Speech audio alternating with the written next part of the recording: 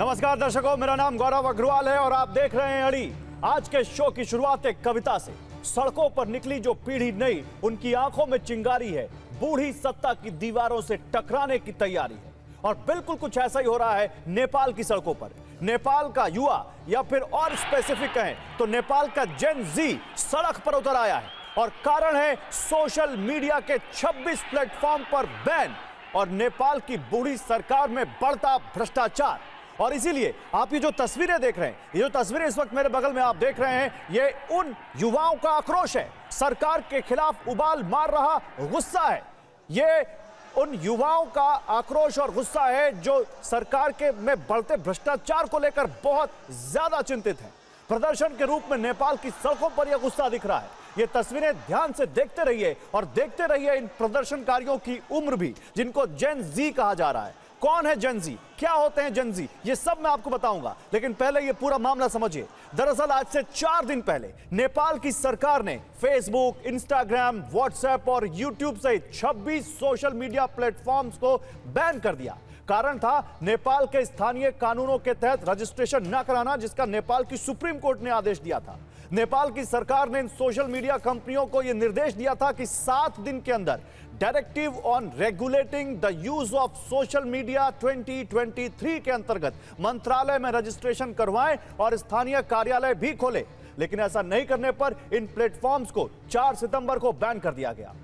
यह तो वो कहानी है जो सामने दिख रही है, लेकिन पर्दे के पीछे इससे भी बड़ी एक कहानी है जिसमें चीन और अमेरिका मुख्य किरदार है। माना यह जा रहा है कि नेपाल ने अपने इस कानून की शर्तें ऐसी रखी जिसके तहत चीनी कंपनियों ने तो खुद को आसानी से रजिस्टर करवा लिया, लेकिन अमेरिकी कंपनियां ऐसा नहीं कर पाई, क्योंकि उनके लिए नेपाल जैसे छोटे बाजार में इस तरह का रजिस्ट्रेशन बहुत खर्चीला था, इस तरह के नियम बहुत खर्चीले थे और वो नेपाल के मार्केट में बाहर हो गई रेस से। जिसके बाद इस आंदोलन के पीछे अमेरिका के हाथ को होने का भी शक जताया जा रहा है।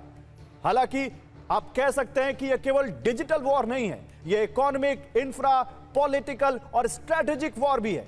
तो नेपाल में एक तरफ है जेन जी वर्सेस बूढ़ी सरकार, तो दूसरी तरफ है चीन बनाम अमेरिका। आज अड़ी में इसी पर बात होगी। और देखिए, एक बड़ी खबर आ रही है, नेपाल में हिंसा फिर से भड़क गई है। नेपाल के कई शहरों में हिंसक प्रदर्शन चल रहे हैं। अभी भी 5 बजे तक का वक्त दिया था प्रदर्शनकारियों ने सरकार को कि कुछ जो करना है कर लीजिए, लेकिन सरकार की तरफ से, नेपाल की सरकार की तरफ से कुछ हो नहीं पाया। जिसके बाद अब नेपाल में एक बार फिर से हिंसा भड़क गई है। बानेश्वर सिविल अस्पताल में भीड़ घुस गई है। बानेश्वर काठमांडू का इलाका है जहां पर बहुत ज्यादा वीआईपी एस्टैब्लिशमेंट्स हैं। बानेश्वर के पास ही एक वहां पर धरना स्थल था जहां पर यह भीड़ जा रही थी, जहां से 1200 मीटर की दूरी पर केवल वहां की संसद थी और वहां सिविल अस्पताल में भीड़ घुस गई है। पुलिस भीड़ को अस्पताल से बाहर निकाल रही है। पुलिस और प्रदर्शनकारियों के बीच मारपीट हो रही है। तो नेपाल में हालात लगातार खराब होते जा रहे हैं। फरवरी में राजशाही के खिलाफ जो आंदोलन हुआ, राजशाही को लेकर जो आंदोलन हुआ था, वो हमने देखा था। उससे पहले नेपाल में आंदोलनों की एक लंबी फहरिस्त रही है, लेकिन यह आंदोलन युवाओं का है। यह आंदोलन उनका है जिनकी उम्र मात्र 10 से 25 साल होगी। इस वक्त 2025 में जो हम बात कर रहे हैं, ये आंदोलन उनका है। अड़ी के सवाल इसी बीच, क्या सोशल मीडिया पर बैन लगाना नेपाल सरकार को भारी पड़ गया? क्या नेपाल की बूढ़ी सरकार जेन जी के मूड को भाप नहीं पाई? और हम बूढ़ी सरकार क्यों कह रहे हैं, यह भी बताएंगे आपको।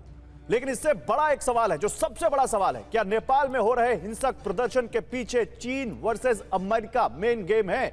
देखिए, एक बड़ी खबर है, नेपाल में सोशल मीडिया बैन के खिलाफ प्रदर्शन हिंसक हो चुका है और अब तक 20 प्रदर्शनकारियों की इस हिंसा में मौत हो चुकी है, क्योंकि नेपाल की सरकार ने न केवल कर्फ्यू लगाया है बल्कि प्रदर्शनकारियों को गोली मारने के आदेश दिए हैं। और कई सोर्सेस ये कह रहे हैं कि कुछ प्रदर्शनकारी जिनकी मौत हुई है, उनके माथे पर गोली लगी है सिविल अस्पताल में, जो बॉडीज गई हैं। 250 से ज्यादा लोग अस्पताल में भर्ती हुए हैं। नेपाली संसद में घुस गए प्रदर्शनकारी। 12,000 से ज्यादा युवा प्रदर्शन कर रहे हैं और केवल अब काठमांडू तक यह आंदोलन सीमित नहीं है। यह आंदोलन पोखरा तक पहुंच गया है, नेपाल के दूसरे हिस्सों तक पहुंच गया है। और इसीलिए हम ये कह रहे हैं कि क्या ये अब बूढ़ी सरकार वर्सेस जेन जी हो चुका है?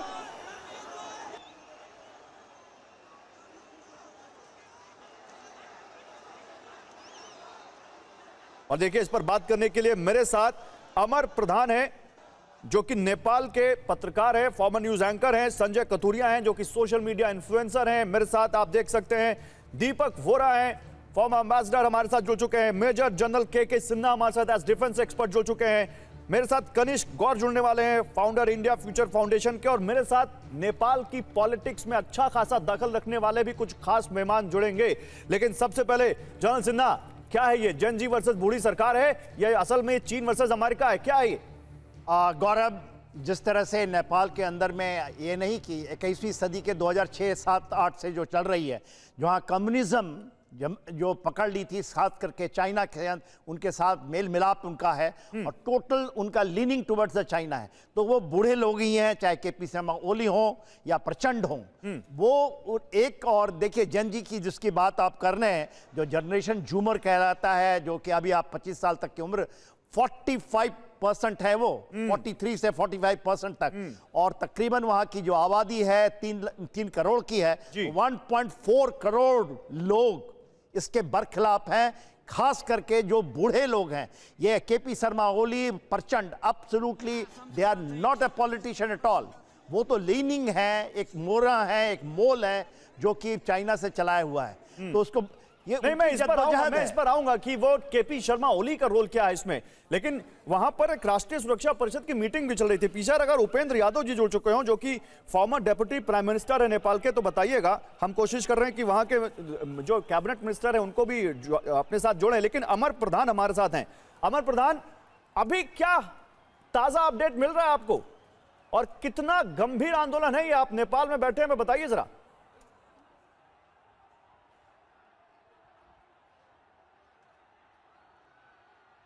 अमर प्रधान, आप तक मेरी आवाज आ रही है?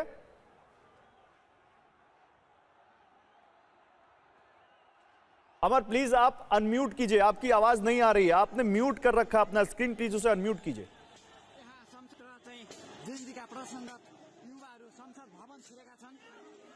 अब बोले। लगता है अमर प्रधान तक आवाज नहीं जा पा रही, उनके पास जाएंगे। लेकिन ambassador Vora, what's your take sir? चीन वर्सेस अमेरिका और बूढ़ी सरकार वर्सेस जेन जी, या फिर दोनों? रील के चक्कर में रियल वॉर? बहुत बहुत धन्यवाद सर। आपके प्रश्न बहुत गंभीर होते हैं, बड़ा सोच विचार के जवाब देना पड़ता है। जब आपके चैनल पर होता हूं तो मैं घर लौटता हूं। अब आपने जो प्रश्न पूछे हैं, 3 चीज़ें स्पष्ट रूप से बता देता हूं सर। इसको आपने एक बड़ा अच्छा टर्म इन्वेंट किया है, जेन जी रेवोल्यूशन। जितनी मैंने पिछले 20 साल में रेवोल्यूशंस देखी हैं, जहां जहां मैंने काम किया है, चाहे जॉर्जिया में, चाहे सूडान में, चाहे जिम्बाब्वे में, जहां जहां हमेशा यंग लोग निकलते हैं सड़कों पर, तंग आ जाते हैं, अपना भविष्य वापस लेना चाहते हैं। That is the basic issue sir. आप नेपाल की मीडियन एज 25 साल की है, आधी जनसंख्या 25 से कम है, आधी जनसंख्या 25 से ज़्यादा है। कई हजार लोग हर साल छोड़ के चले जाते हैं पढ़ाई करने के बाद, हाई स्कूल खत्म। हजार नहीं सर, कुछ स्टडीज तो कह रही है लाख के आसपास नहीं आता। हजार तो महीनों में छोड़े जा रहे हैं, महीनों में छोड़ जा रहे हैं। और बेरोजगारी दर सर, सॉरी मैं आपको बीच में रोका, बेरोजगारी दर सर और फिर सर जो वर्ल्ड का जो एवरेज है उससे, ग्लोबल एवरेज से काफी ज्यादा है जी। और फिर सर मेन चीज़ 3 इश्यूज हैं वहाँ।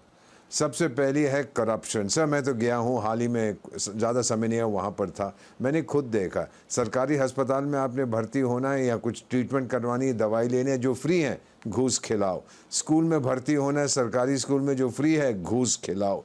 कुछ करवाना है घूस। तो करप्शन इज़ अनबिलीवेबल। और ये चाइना से इंपोर्ट की गई है करप्शन उनकी। सेकेंड, वो लोग अंडर और अनएम्प्लॉयमेंट। सरकार झूठ बोलती है कि 20% है, in reality it is closer to 60%, 60% unemployment या अंडर एम्प्लॉयमेंट। और तीसरी महंगाई। सर यू कांट बिलीव कितनी महंगाई वहाँ पर हो गई है, क्योंकि उनका एग्रीकल्चर ठप हो गया है sir. Now the young people have taken this, अपने हाथों में लिया है, सड़क पे उतर आए। सर आपने बांग्लादेश में देखा था, आपने श्रीलंका में देखा था, आपने बहुत जगह देखा है कि जब क्रांति आती है आपकी उम्र के, मैं तो जेन ए का हूं, सब पे आऊंगा। लेकिन उससे पहले एक हमारे साथ प्रदर्शनकारी छात्र जुड़ चुके हैं, आशीर्वाद। तो आई गेस पहले उनको ले लेते हैं सर, ताकि हम सब लोगों के पास और क्लैरिटी आ चुके, क्योंकि वो जेन जी हैं जिनकी हम बात करें। आशीर्वाद, अब तक मेरी आवाज आ रही है? Yes sir, I can hear you. Okay, आशीर्वाद आप हिंदी में बोल सकते हैं? हाँ हाँ हाँ, जरूर सर, हाँ, हिंदी में। तो बताइए आशीर्वाद, क्या आप प्रदर्शन कर रहे हैं? आप भी उन प्रदर्शनकारियों से जुड़े हुए हैं, और हैं तो क्या मांग है आपकी? मैंने सुबह भी कहा था इस बात के लेकर।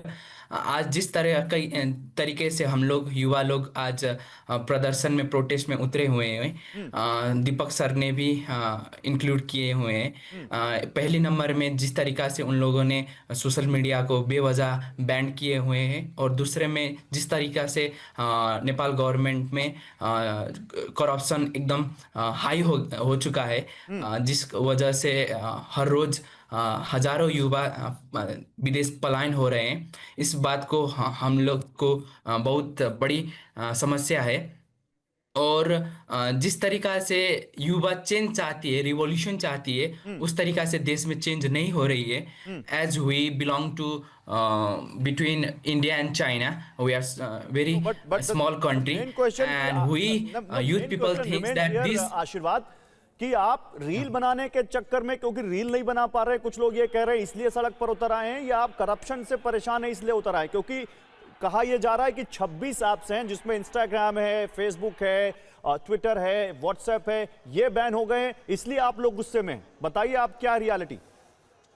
वो मामूली बात सा ये है। वो रील्स बनाने की वजह से, टिकटॉक बनाने की वजह से, इंस्टा में हम लोग का रील्स बनाने की वजह से, वो बहुत माइनर बात है। हाँ। लेकिन जिस हिसाब से नेपाल में युवा लोग का व्यवसाय चलता था सोशल मीडिया से, वो लोग ऑनलाइन व्यापार करते थे, वो लोग रोजगार करते थे, वो लोग इस एक तरीका से वो लोग निर्भर थे सोशल मीडिया में। उन लोगों का एजुकेशन था, उन लोगों का आमदनी का स्रोत था सोशल मीडिया, वो पूरा तरीका से वो बंद हो चुका है। ना तो सरकार हम लोगों को एम्प्लॉयमेंट की अपॉर्चुनिटी देती है, ना तो प्रॉपर एजुकेशन देती है। पूरा तरीका से वो लोग, गवर्नमेंट लोग करप्शन में डूब चुकी है। हम लोग का कोई इंटेंशन नहीं है, हम लोग का रील्स बनाने का, हम लोग का टिकटॉक में वीडियो बनाने का कोई इंटेंशन नहीं है। हम लोग का सिर्फ जिस हिसाब से हम लोग का नॉर्मल डेज चलता था, व्यवसाय चलता था, हम लोग पढ़ाई करते थे, हम लोग का घर गुजारा होता था, सोशल मीडिया की वजह से वो लोग उन लोगों ने टोटली बंद कर चुके हैं। और मुझे ये पता नहीं ये किस तरीका से वो लोग चैनलाइज कर रहे हैं। मैं टोटली अगेंस्ट हूँ। और I here wearing a black T shirt stand for a Gen Z people, youth people, आशीर्वाद, and we are totally against the corrupt government. 18 लोगों की मौत हो गई है। आपको लगता है आपको क्या लगता है इनकी मौत का जिम्मेदार कौन है? ये टोटली नेपाल गवर्नमेंट, केपी ओली के सरकार है, होम मिनिस्टर जिम्मेदार होने चाहिए। और ये जितने भी आदमी है, सिक्योरिटी ग्रुप से, नेपाल पुलिस, प्राइम मिनिस्टर, हाल का तत्काल प्राइम मिनिस्टर केपी ओली जी है, होम मिनिस्टर लोग है, ये टोटली जिम्मेदार होना चाहिए इस लोग का, उन्हीं लोगों ने। और मुख्य रूप में सूचना तथा संचार मंत्री पृथ्वी सुब्बा गुरुङ। नहीं, लेकिन मैंने अभी खुद, आशीर्वाद, मैंने अभी 2 घंटे पहले जो आपके युवा एवं खेल मामलों के मंत्री हैं तेजूलाल चौधरी, उनसे मैंने खुद बात की, और वो ये कह रहे हैं कि नहीं, मतलब हम जिम्मेदार नहीं हैं, प्रदर्शनकारी जिम्मेदार हैं इसके लिए। वो लोग आज वो लोग सही हिसाब से गवर्नमेंट को चलाते, आज वो लोग अच्छी तरीका से गवर्नमेंट को सपोर्ट करते, विदेश पलायन नहीं होने देते, एम्प्लॉयमेंट की अपॉर्चुनिटी यहाँ पर लाते। जिस तरीका से वो लोग करप्शन में, भ्रष्टाचार में डूब चुके थे, वो लोग नहीं डूबते, तो आज ये दिन नहीं देखना पड़ता हम लोग। बड़ी बात आपने कह दी। आप भैया आशीर्वाद, आपने बड़ी बात कही। देखिए, तो TV9 भारतवर्ष पर इस वक्त अड़ी में वो हैं, जेन जी हैं, जो ये आंदोलन कर रहे हैं, और वो जो प्रदर्शनकारी जो अपनी मांगों को लेकर सड़कों पर उतरे, वो अपनी बात रख रहे हैं। लेकिन हमारे साथ उपेंद्र यादव भी हैं, जो कि पूर्व उप प्रधानमंत्री हैं नेपाल के, उनसे बात करेंगे। लेकिन उससे पहले एक बड़ी खबर है, नेपाल के बानेश्वर में अभी फायरिंग हुई है। बानेश्वर में फायरिंग में 3 लोग घायल हुए हैं, ये जानकारी आ रही। देखिए, नेपाल से बड़ी खबर आती हुई, बानेश्वर में अभी भी फायरिंग, नेपाल में हिंसा एक बार फिर से भड़क गई है, और बानेश्वर काठमांडू में पड़ता है, यहाँ 3 लोग घायल हुए हैं, ये जानकारी अभी आ रही है। तो नेपाल में ये हिंसा रुक नहीं रही है, लगातार भड़क रही है, रुक कर, और एक बार फिर से भड़क रही है।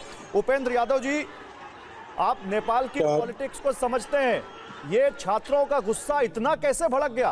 क्या नेपाल की सरकार समझ नहीं पाई, या जैसा कि ये कहा जा रहा है कि इसके पीछे किसी विदेशी ताकत का भी हाथ हो सकता है? अब विदेशी ताकत को तो मैंने विदेशी को किसी को नहीं देखा है। हाँ, मैंने देखा सड़कों पर नेपाली युवा लोग, विद्यार्थी और युवा लोग सड़क पे नारे लगा रहे हैं, और वहाँ उन लोगों का जो है आक्रोश जो सोशल मीडिया पे को जो पाबंदी लगा दी है उसके विरुद्ध में था।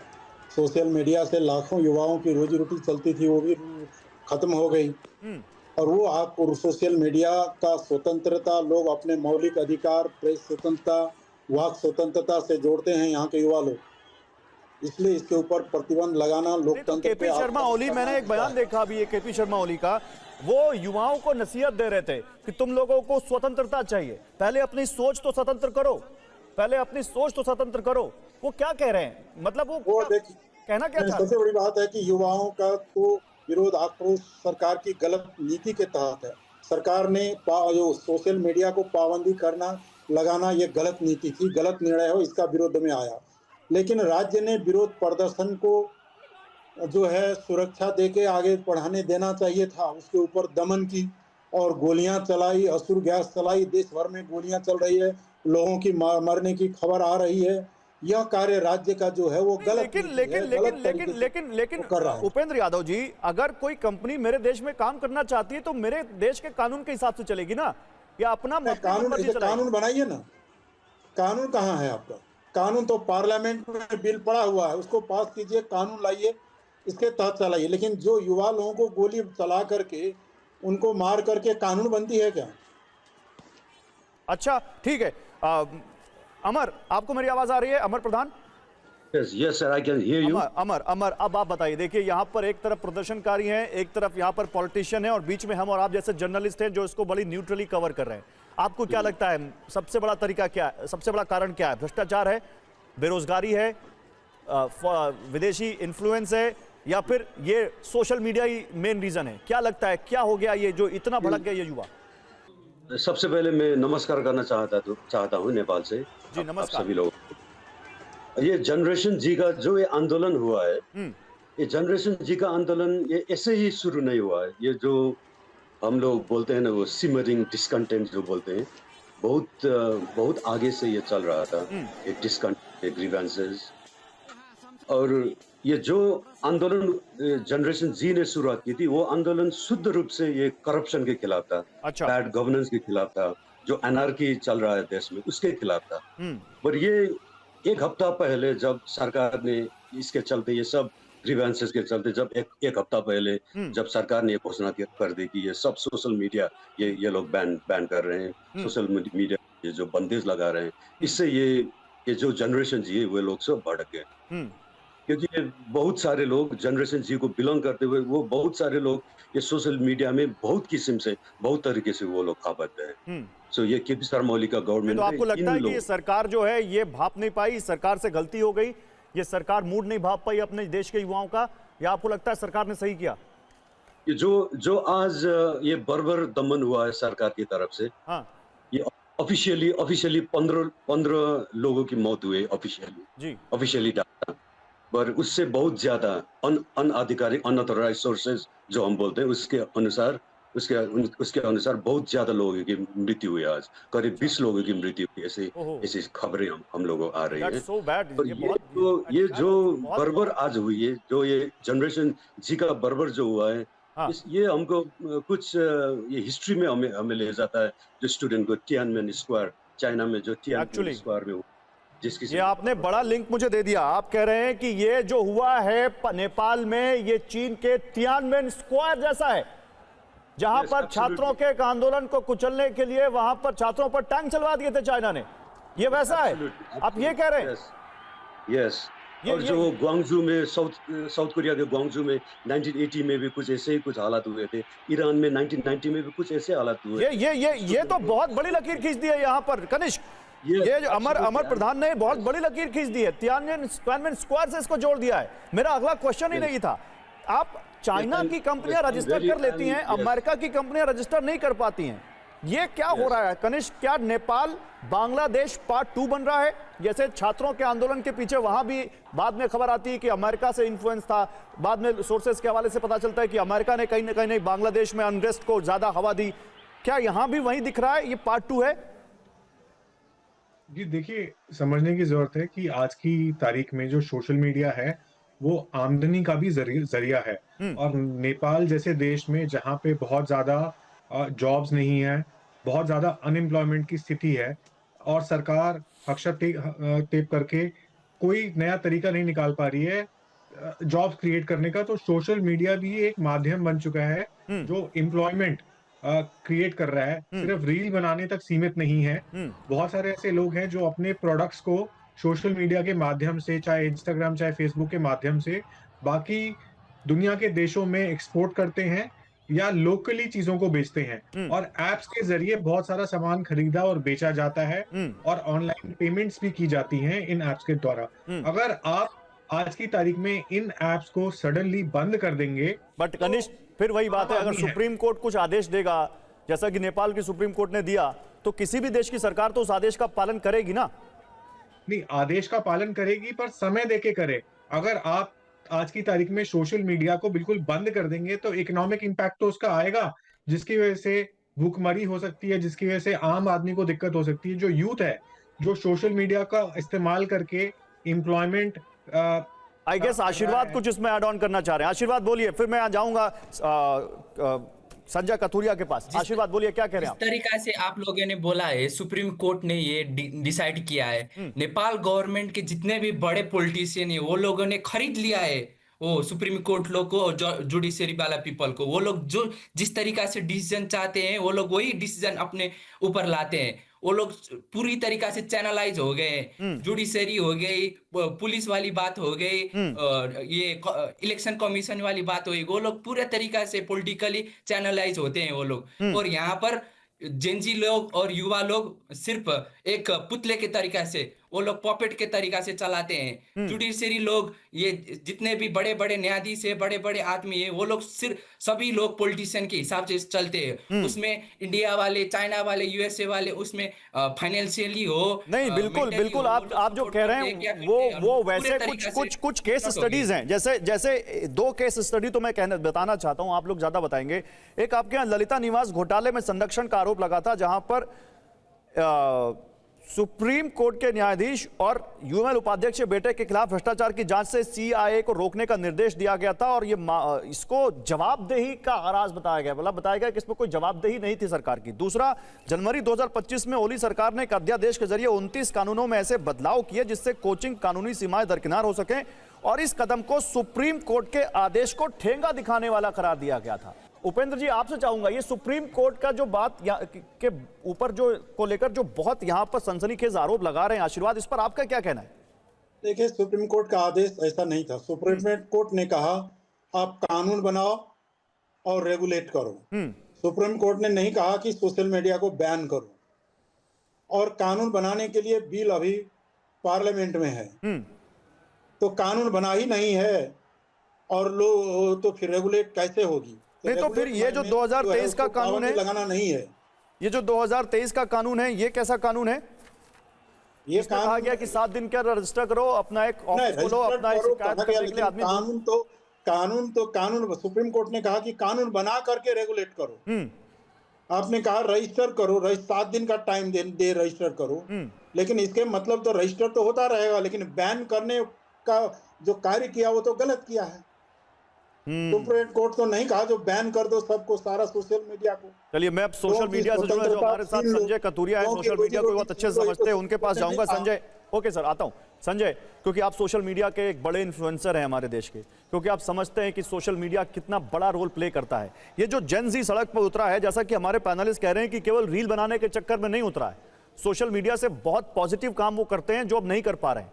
तो आपको लगता है कि ये किसी भी सरकार के लिए एक बड़ी केस स्टडी है कि आप ब्लैंकेट बैन किसी भी चीज को नहीं कर सकते, स्पेशली आज के टाइम में सोशल मीडिया? बिल्कुल, थैंक यू गौरव जी। और जिस तरह बर्लिन वॉल ने फैमिलीज को फिजिकली डिवाइड किया था, वैसे नेपाल की इस डिजिटल वॉल ने लोगों को इमोशनली डिवाइड कर दिया है और लोग सड़क पे आ गए। मुझे ऐसा लगता है कोई भी सरकार को, चाहे नेपाल की हो कोई भी देश की हो, चलती हुई गाड़ी को एकदम डिरेल नहीं करना चाहिए, क्योंकि उससे बहुत लोगों का घर चल रहा होता है। जैसे आप चलती गाड़ी को डिरेल करते हो तो बोगी में जितने लोग बैठे होते हैं आपको पता है सबको आहत होता है। तो यही यहाँ पे हुआ है। अगर हम नेपाल को समझे तो नेपाल की जो अनएम्प्लॉयमेंट रेट रजिस्टर्ड है वो करीबन 10% की है और ये कहा जाता है कि जो यूथ का अनएम्प्लॉयमेंट है वो करीबन 22 से 23% yes. यानी एक बहुत सिग्निफिकेंट अनएम्प्लॉयमेंट है उस देश में। अब ऐसे लोग क्या करते हैं, कोशिश करते हैं कि वो अपना कोई ना कोई छोटा सा प्रोडक्ट ले ले, कुछ इंपोर्ट कर ले, और उस प्रोडक्ट को जो है वो लिस्ट करके, चाहे वो इंस्टाग्राम के माध्यम से, फेसबुक के माध्यम से, कोई भी पोर्टल के माध्यम से, व्हाट्सएप मार्केटिंग के माध्यम से बेच सके और अपने कुछ 10-20-25 हज़ार रुपए कमा ले।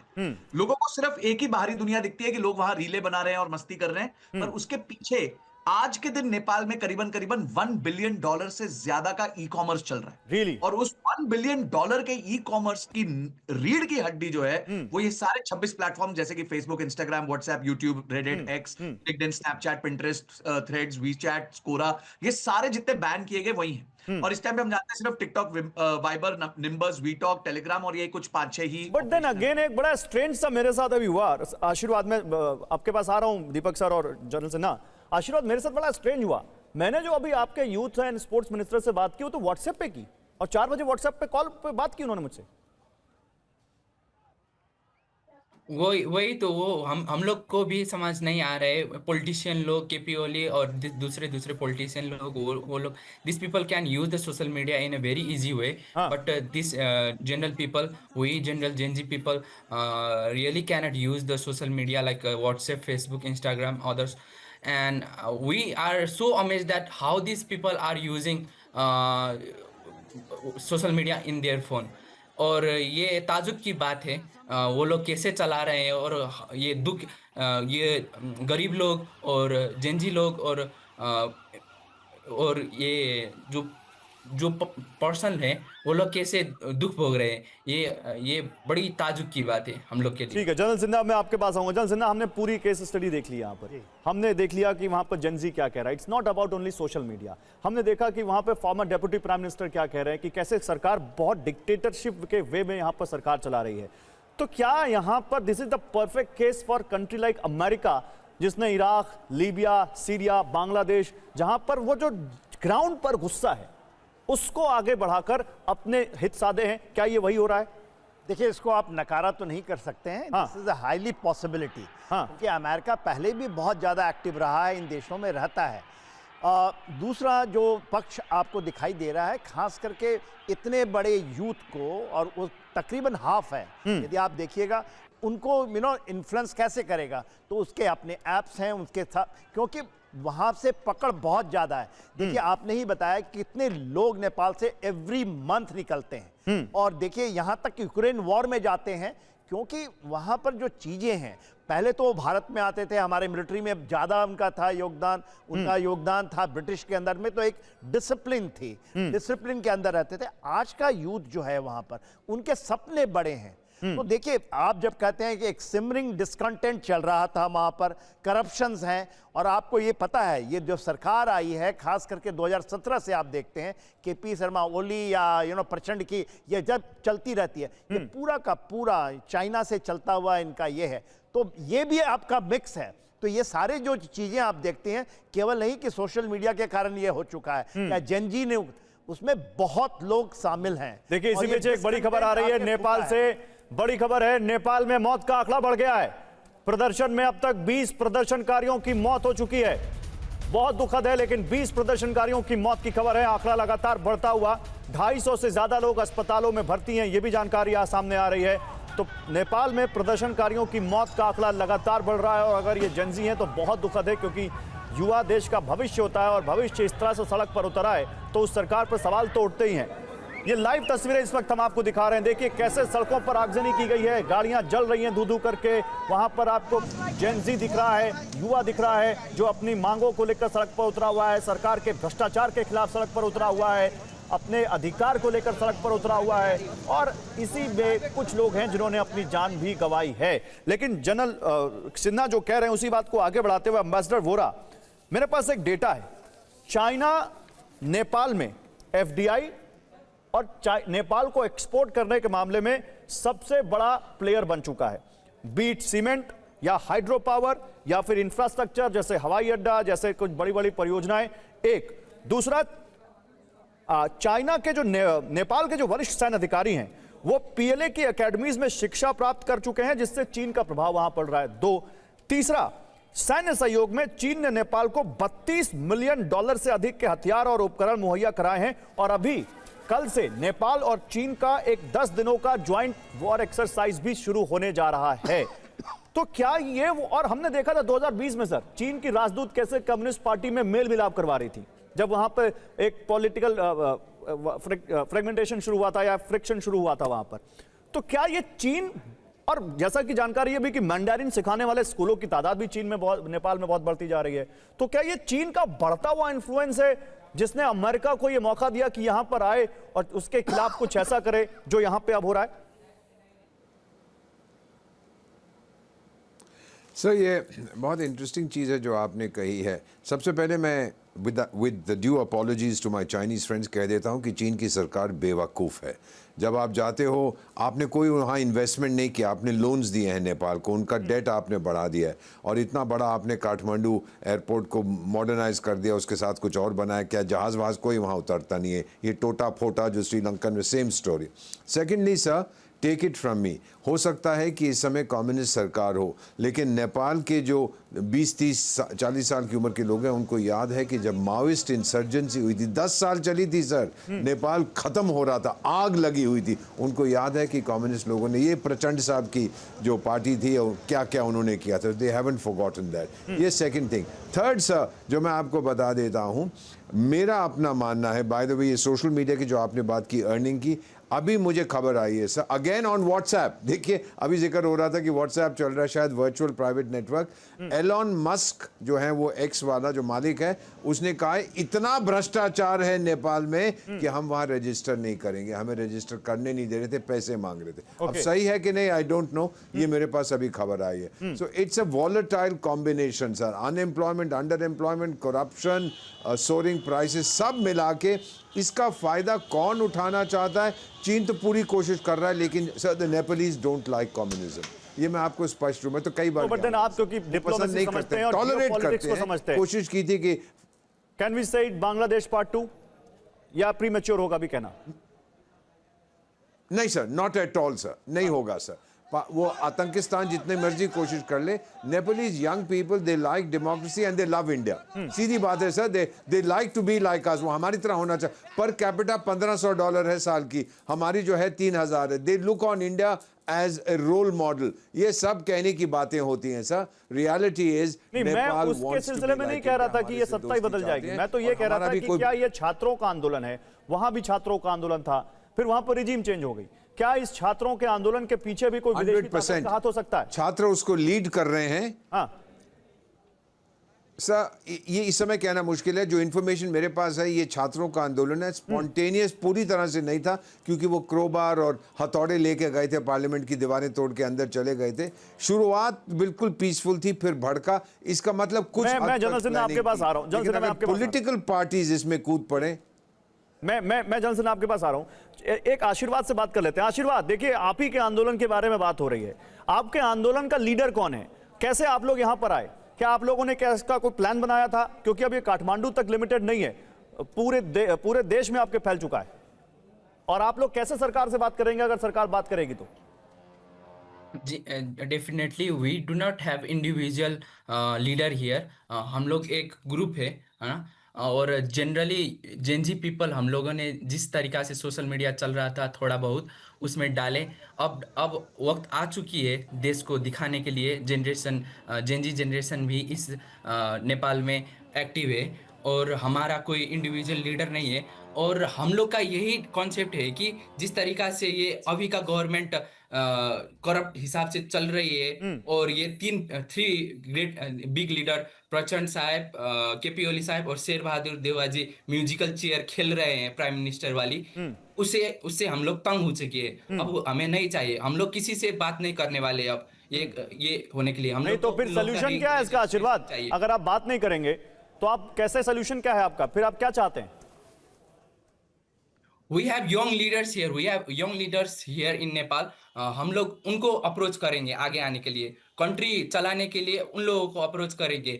और एक आपने बहुत अच्छी बात कही कि किस तरीके से हम लोग बात करेंगे, वो हमें कमजोरी ये है कि हम लोग ने डिसाइड नहीं की कि हम लोग कैसे मीटिंग करेंगे। हम लोग का भड़ास था, हम लोग का एंगर था, वो जाके हम लोग ने दिखा दिया। पर हम लोग का एक ही कंसर्न है, ये 3 लोग जैसे म्यूजिकल चेयर खेल रहे हैं, सिस्टम बिगाड़ रहे हैं, करप्ट हो रहे हैं, उन लोग का समाप्त करना था, उन लोग का दिखाना था। अब बहुत हो चुका और है कोई इस देश में। पॉलिटिकल उन पार्टी लोग का अगर बहुत आपके गठबंधन- आंदोलन को लीड करने आई तो क्या उसको आप लोग मंच देंगे? सॉरी, आई कैन कोई पॉलिटिकल पार्टी अगर आई आपकी मदद करने और आपके साथ कहा कि हम आपके साथ चलेंगे? नो, मैंने सुबह भी कहा, कोई भी भातृ संगठन हो, कोई भी पॉलिटिकल पार्टी हो, उन लोगों का आशीर्वाद, उन लोगों का सपोर्ट हमें नहीं चाहिए, उन लोगों ठीक का है। पॉलिटिकल दिमाग नहीं चाहिए। और हम लोग का देश नेपाल बहुत सुंदर, शांत, बहुत ईमानदार देश है। आप लोग को भी मालूम है, दीपक सर ने भी कहा है। एकदम हम लोग रोल मॉडल मानते हैं, बड़े भाई जैसे मानते हैं इंडिया को, इंडिया चाइना को। उन लोगों का डॉटी पॉलिटिक्स यहाँ पर ना लगाया जाए। हाँ, नेपाली सिटीजन को बिल्कुल, एक भारत और तरीका से नेपाल का अच्छी तो दिन रोटी और दिखाया बेटी जाए। का रिश्ता है, तो वो तो आप सही कर रहे हैं, लेकिन जॉनसन आप कुछ ऐड ऑन कर रहे थे। मैं सोचता हूं कि ये श्रीलंका का मूवमेंट्स है। आपने बांग्लादेश का नाम लिया। श्रीलंका में जिस तरह से राजपक्षे के प्रेमदासा की सरकार को निकाले थे, क्योंकि इकोनॉमिकली एब्सोल्युटली डाउन है नेपाल, तो वो एक मोमेंट है। और फिर वहीं से कुछ ना कुछ निकलता है, जैसा आपने श्रीलंका में देखा। इकोनॉमिकल इसका मेन बेस है। उन्होंने कहा भारत और चाइना दोनों के साथ में, तो शायद मैं उससे नहीं मानता हूं। भारत से हमारा उनका रिश्ता बहुत अच्छा है। चाइना वहां पर इंटरफेरेंस आपने जो बताया, जिस तरह से चीजें, वो बहुत बड़ी एक हमारे लिए भी है, क्योंकि उन्होंने कैटेग्राफिक एक हमारे ऊपर डाला था, जिसमें लिम्पिया धोरा, काला पानी, लुपी लेक। नहीं, बिल्कुल सही कह रहे हैं। तो अब सवाल है कि ये आंदोलन कहां जाकर रुकेगा? अमर, फाइनल कमेंट्स फॉर यू। कहां जाकर रुकेगा? लीडर कोई है नहीं, इनको पता नहीं है बात कैसे करनी है, प्लान कोई है नहीं। गुस्सा था, वो आगे आ चुका है, हालांकि ये गुस्सा बहुत बढ़ चुका है। अब कैसे कंट्रोल होगा? और क्या लगता है आपको, ये आंदोलन अगर वो 26 बैन आज खोल दिए जाएं तो रुक जाएगा या नहीं? Yes, so it's a very vital question that you have asked me. अब ये आंदोलन किस रुख लेगा, ये तो अभी इस समय हम जो आपसे बात करें, अभी तो कुछ नहीं बता सकते। हमारी जो इन्फॉर्मेशन अभी आया है कि सरकार की कैबिनेट मीटिंग अभी चल रही है जी। नेपाल के समय। I think national security council की मीटिंग चल रही है आपके यहाँ, वो भी मीटिंग हुई? ये 15 मिनट पहले शुरू हुआ था। और ये कैबिनेट मीटिंग भी चल रही है। ओके, कैबिनेट मीटिंग में भी चल रही है, और वो कैबिनेट मीटिंग भी कुछ डिसाइड करेगी। और आपको मैं ये भी बता दूं कि ये नेपाली कांग्रेस जो कोलिशन गवर्नमेंट का एक अहम हिस्सा, नेपाली कांग्रेस जो है, उसने सरकार से फिरता आने के लिए, सरकार से विड्रॉ करने के लिए उसने मांग की है। और जो होम मिनिस्टर है, वो भी नेपाली कांग्रेस के होम मिनिस्टर है, रमेश लेखक, उसके भी राजीनामा की मांग की है। सो अभी ये बहुत वोलेटाइल सिचुएशन है।